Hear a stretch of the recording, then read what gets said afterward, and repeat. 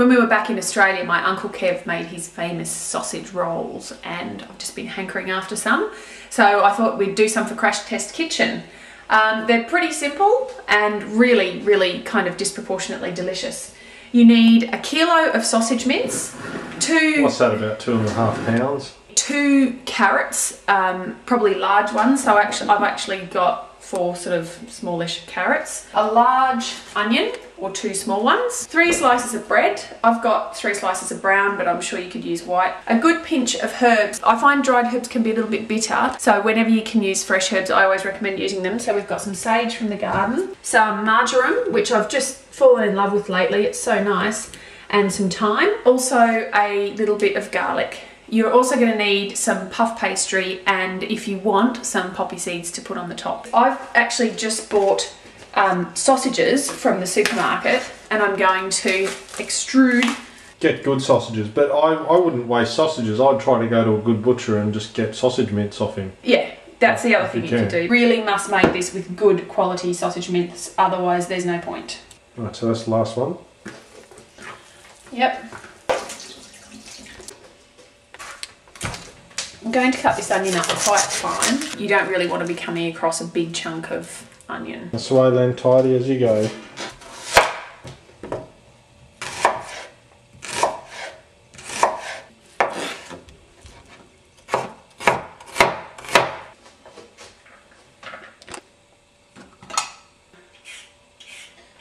But you're not chopping them up, you're grating them. Mm. Oh, you're just cutting the endy bits off. Grater? Grater, probably in the drawer. Okay.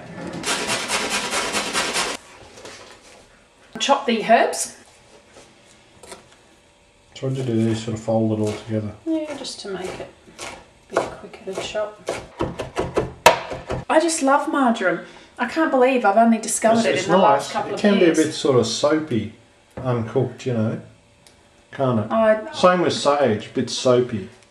Sage, I agree, can be. There's some thyme. There can't be much left of my thyme plant. Yeah, it's only small, isn't it? I mean, what herbs have they put in those shop bought sausages? Maybe parsley and sage. Yeah, sage and pork do go well together. Sage quite often in pork sausages. Get me a container out of the cupboard that will hold all that mince for the fridge. Right, I got you. I don't think we've got anything that big. Why don't we just put it in that bowl? Because that won't fit in the fridge. 2 cloves of garlic here.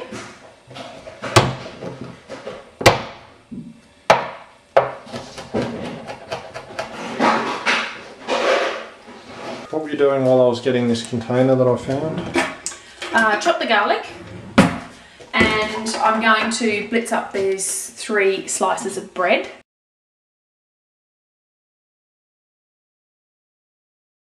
I wasn't recording any of that. The best thing for you to do is make the mixture 24 or 48 hours before you put it in the pastry and cook it. Oh, crikey, I'll try. Yeah. Well, you will go out boozing it up, won't you? I was out a bit late last night. Put a rubber band around it. It is going to stink up. It's going to honk the. Yeah, it's going to honk the. It's going to honk. So leave that in the fridge for 24 or 48 hours if you can. Next day, the mixture's been sitting there for 24 hours. So this is ready rolled puff pastry. This is 375 grams, so hopefully this is enough. I do have a bit more in the fridge if it turns out that this isn't enough. I'm just going to grease some trays. I'm preheating the oven to hot, so about 200 degrees Celsius. If you have a look at the pastry, I'm going to cut down the middle, so I've got 2 long strips.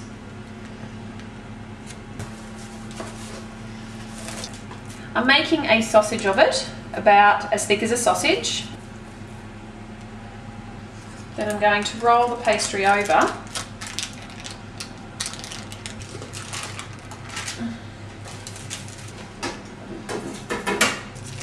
I don't really like the way it splurges. Is there some way to... Oh dear. Yeah. Maybe I should be flattening them a bit.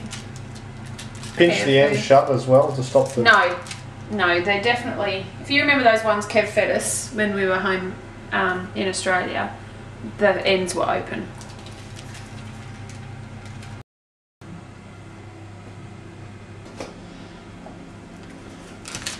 I've heard that if you just start doing it with your fingers first rather than the rolling pin, it can be a bit more precise in terms of shape.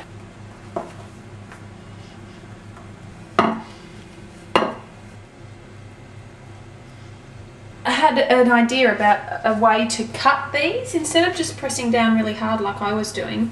If you sort of saw through with a sharp knife, they keep their shape and they don't squidge out at the end.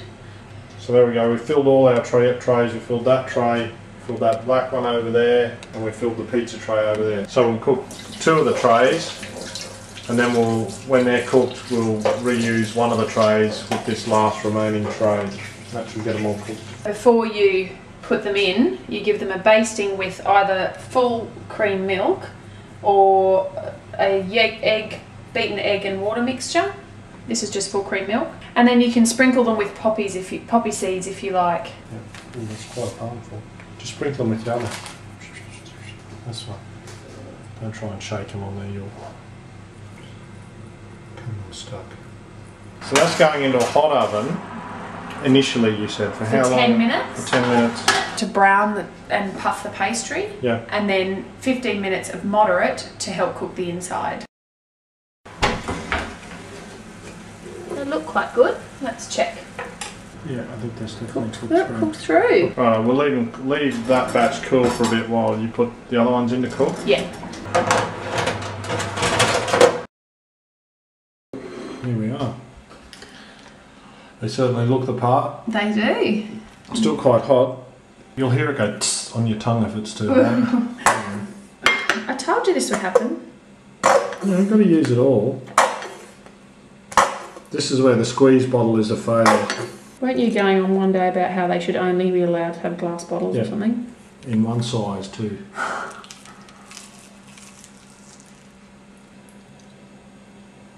It's quite crunchy on the outside. It could probably do with a bit of salt in the mixture actually. A lovely hint of marjoram. This looks like a well-formed fellow, so we'll go for him. This is the problem with the squeeze bottle. When you're shaking the last bit down, it slides back up the side. It's too light. The glass bottle, you get momentum with your shake, you know.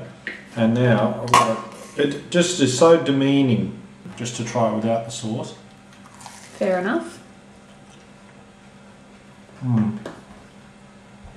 Probably a fair bit more sausagey than your average sausage roll, because your average sausage roll has kind of got a not very textured filling in there, you know what I mean? They might even be better if you, you know, let them go cold and heat them back up. Maybe. Well, as I said, you can, at this stage, let them go completely cold and then freeze them and then reheat them in the oven again, which is great for snacks, parties, lunch. You know, they do take probably, 45 minutes to reheat. Thanks, Uncle Kev. They're definitely better than bought ones.